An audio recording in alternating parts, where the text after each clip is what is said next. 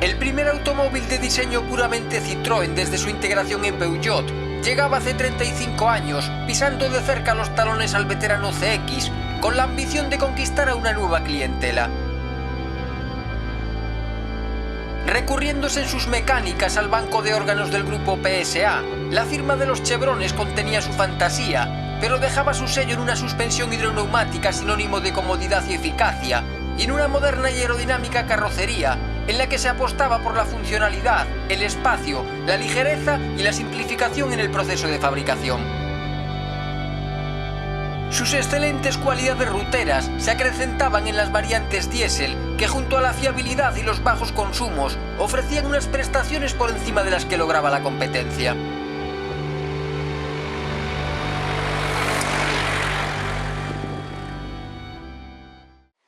Días antes de que la década de los 70 llegase a su fin, y con el Citroën GS convertido en un práctico GSA, la prensa especializada anticipaba la llegada de un nuevo automóvil del fabricante francés, situado entre el recién presentado 5 puertas y el ya consolidado CX.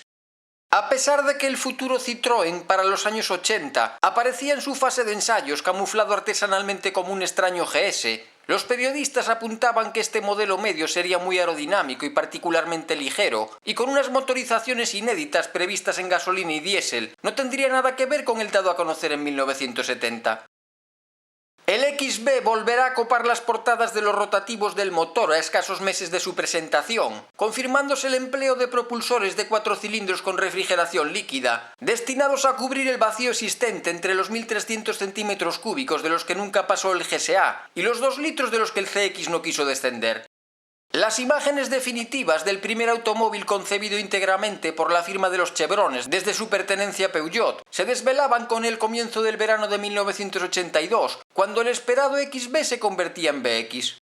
Este vehículo enteramente nuevo no sería un coche clásico debido a su suspensión hidroneumática, a los frenos de disco en las 4 ruedas asistidos por alta presión o al futurismo del puesto de conducción, pero el empleo de motores desarrollados bajo la batuta del grupo PSA y sus líneas más angulosas y menos originales que las de las creaciones más aplaudidas del fabricante tampoco convertían, a juicio de muchos, al BX en un producto totalmente Citroën como antes lo fueron los DS, GS o CX. Un modelo que, como se informaba entonces, sería fabricado en España a comienzos de 1983.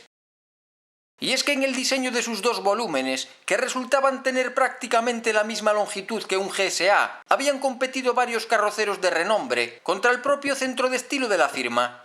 Siendo rechazada la propuesta de este último, sería el italiano Bertone el encargado de vestir al BX, y lo haría tomando como punto de partida el prototipo Tundra, presentado sobre la base de un Volvo 343 en el Salón de Ginebra de 1979, un Dream Car al que el futuro automóvil de serie se asemejaría en la disposición de los pasos de rueda delanteros y de los intermitentes desbordando las esquinas del afilado frontal. 3 meses después de la publicación de las primeras fotos oficiales, el BX sería presentado en sociedad en el Salón Internacional de París, junto a novedades tan destacadas como el Opel Corsa, el Ford Sierra, la tercera generación del Audi 100 o un renovado Peugeot 305. El modelo en el que Citroën depositaba todas sus esperanzas tomaba París con el ambicioso objetivo de conseguir que el 60% de las 1.000 unidades diarias producidas, previstas para 1983, fuesen a parar a manos de nuevos clientes de la marca, para lo cual se había trabajado especialmente en conseguir la mayor facilidad posible en las labores de reparación y mantenimiento, espaciadas estas últimas ahora cada 10.000 kilómetros. Con la mirada puesta en el segmento medio-alto del mercado, que en 1981 había representado en Europa casi el 25% de las ventas de automóviles, el BX contaría inicialmente con 2 tipos de motores, 3 niveles de potencia y 3 acabados distintos, resultando de esta combinación 5 variantes entre las que elegir, lo que le permitía entrar en competencia con determinadas versiones del Audi 80, Renault 18, Talbot Solara, Opel Ascona, Ford Sierra o Volkswagen Passat, sin descuidar tampoco la lucha frente a los Renault 9, Ford Escort, Opel Kadett, Lancia Delta o Volkswagen Golf y Jetta. El todo aluminio de 1.360 centímetros cúbicos y árbol de levas en culata rendirá 62 o 72 caballos según se dispusiese de 4 o 5 velocidades, y como en los Peugeot 104, Citroën Visa, Talbot Samba y Renault 14, la caja de cambios irá situada bajo el motor. La planta motriz de 1580 centímetros cúbicos, denominada XU, realizada también en aluminio y capaz de entregar 90 briosos caballos, será sin embargo totalmente nueva y estará asociada a una caja de cambios en prolongación del cigüeñal, que había sido estrenada recientemente en sus parientes Talbot Horizon y Peugeot 305. El nuevo Citroën se presentaba ante los franceses como el anticipo de la técnica del mañana y se mostraba en los concesionarios galos como un infatigable viajero, un coche capaz de soñar, de amar, de respirar, pero también de rugir. La estrella de esta familia viva será el 16 TRS, ofrecido con un completísimo equipamiento por algo más de 60.000 francos, lo que lo hacía más caro que el más económico de los Peugeot 505 o Renault 20, ambos de 2 litros, superando también su tarifa final la de coches importados más potentes, como un Alfa Romeo Giulietta 1600, un Fiat Argenta con su misma cilindrada, e incluso un novísimo Ford Sierra de 2 litros y 105 caballos. Será precisamente el BX16, el primero en ser fabricado, a partir de los primeros días de marzo de 1983 en la zona franca de Vigo, la planta más importante de Citroën fuera de Francia, iniciándose la producción de las versiones de menor motorización hacia el final del verano, para no entrar en lucha con el GSA. Tras su presentación a la prensa española del motor, realizada por tierras asturianas, nuestro protagonista será la principal atracción del Salón del Automóvil de Barcelona, celebrado a partir del 30 de abril, comenzando semanas antes una precampaña de lanzamiento protagonizada por Mortadelo y Filemón, en la que se destacaba su aerodinamismo, que lo hacía capaz de atravesar el aire con el poder de un láser, las 2 horas de mantenimiento cada 20.000 kilómetros, la suspensión garantizada por 2 años, o la mejor relación peso-potencia de su categoría, debido al uso de materiales de síntesis. El 1 de mayo de 1983, Citroën le devolvía la alegría de tener un coche. Bello, potente, robusto y fiable, el BX prometía recorrer 100 kilómetros consumiendo 5,6 litros de gasolina al circular por carretera y alcanzar nada menos que 176 kilómetros a la hora de velocidad máxima.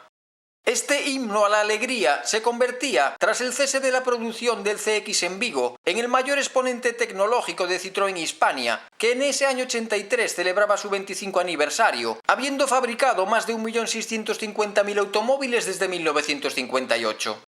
Ofrecido en 2 acabados, RS y TRS, el BX se mostraba ante los consumidores españoles como un coche único, con el mejor coeficiente de penetración en el aire de su categoría, como un sofisticado salón con 3 metros cuadrados de superficie acristalada, en el que cabían cómodamente 5 personas, o como una amplia caja de seguridad con zonas de deformación progresiva calculadas por computador, y dotada de una columna de dirección, prevista para doblarse lejos del conductor en caso de choque.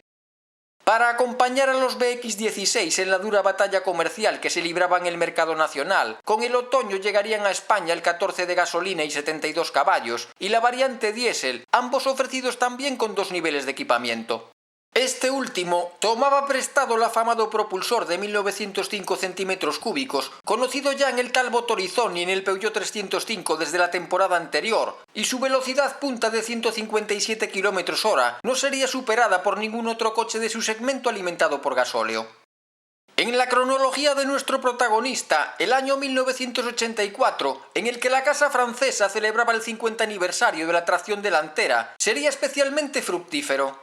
La temporada comenzaba con el BX Diesel como ganador del título del coche del año en España, la primera vez que un automóvil movido por gasoil vencía en el certamen organizado por la revista ABC. A mediados de año, las excelentes cualidades del francés fabricado en Vigo se ponían al alcance de un mayor número de usuarios con la presentación de las versiones básicas en gasolina y diésel. Con un equipamiento reducido al mínimo, para competir en precio con rivales de menor tamaño, el BX a secas dispondrá de poco más de 60 caballos repartidos en 4 velocidades, mientras que el de gasoil mantendrá invariada su afamada mecánica de 65 caballos. En el otro extremo, para potenciar el temperamento deportivo de este auto burgués, se presentaba en otoño la versión GT en el Salón de París, que aterrizaría en el mercado español en los últimos días de 1984. Sus 105 caballos llenos de alegría se extraían ahora de un bloque XU subido a 1905 centímetros cúbicos, la misma cilindrada que cubicaban los diésel. Pero el carácter musculoso del Citroën se reforzaría todavía más con la llegada a España, ya en septiembre de 1985, del BX Sport, una edición limitada en principio a 2.500 afortunados compradores, provista de una estética rompedora y de un motor de carburación cuádruple afinado por el especialista Danielson, que permitía al BX rozar la mítica barrera de los 200 km/h. En el verano aparecía en Francia la práctica variante Break, producida en las instalaciones del carrocero galo Euliez, finalizando el año 85 con la llegada del especialísimo 4TC, un BX de competición destinado a batallar en el efímero Grupo B del Mundial de Rallys para la temporada siguiente, y al que los resultados no acompañarían al tener que medirse ante bestias más eficaces como el Lancia S4, el Audi Sport 4 o los 205 T16. El automóvil más vendido entonces por Citroën afrontaría su cuarto año de vida comercial con una notable puesta al día, que sometía al BX a ligeros cambios en el exterior, más profundos en el habitáculo, y lo dotaba inicialmente de dos nuevas motorizaciones. A los renovados paragolpes, aletas y grupos ópticos delanteros se sumaban el tablero de mandos, la desaparición de los originales satélites, mientras que la instrumentación pasaría a estar formada por los habituales indicadores de aguja en todos los miembros de la gama.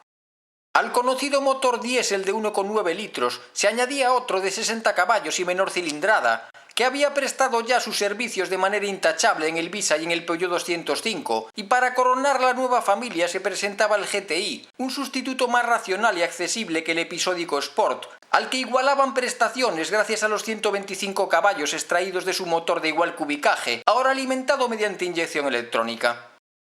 Pero poco le duraría el reinado al mutante GTI, ya que a mediados de 1987 aparecía en el país vecino el 16 válvulas, animado por el primer motor francés de 4 cilindros con culata multiválvulas, cuyos 160 caballos hacían posible que el más potente de los BX alcanzase los 100 en menos de 8 segundos y pudiese acariciar los 220 km/h. Esta primera potencia desembarcaba en el mercado nacional en la primavera de 1988, al que pocos meses más tarde se uniría el BX Turbo Diesel, un percherón de carreras con 90 caballos e intercooler, en el que los técnicos franceses habían tomado como base el propulsor de 1769 centímetros cúbicos. Con las dos versiones GTI y con el diésel sobrealimentado, llegaría al BX el sistema de frenado con ABS, ofrecido de serie en el caso del 16 válvulas, pero el coche que prometía rodar de 2 a 4 veces más kilómetros que cualquiera de su competencia antes de llegar al umbral de la fatiga, comenzaba a mostrar los primeros síntomas de cansancio. A pesar de ello, en 1989 le llegará el turno a los 4x4, transmisión que adoptarán incluso los GTI, y su imagen se hará todavía más popular esa temporada, con la puesta en servicio de 500 coches patrulla del Cuerpo Nacional de Policía. A falta de novedades mecánicas, su ya célebre estampa se refrescaría levemente para el año 90, con el empleo de ópticas traseras oscurecidas, tapacubos de diferente diseño y nuevos acabados. Con la nueva década aparecerían en los concesionarios contendientes más modernos y en su propia casa la amenaza del ZX. Tras más de 2.315.000 unidades producidas, de las cuales un 10% lo habían sido en Galicia, el BX, el automóvil capaz de vivir, de soñar y de amar, que había devuelto a los españoles la alegría de tener un coche 10 años atrás, sabía también morir con dignidad.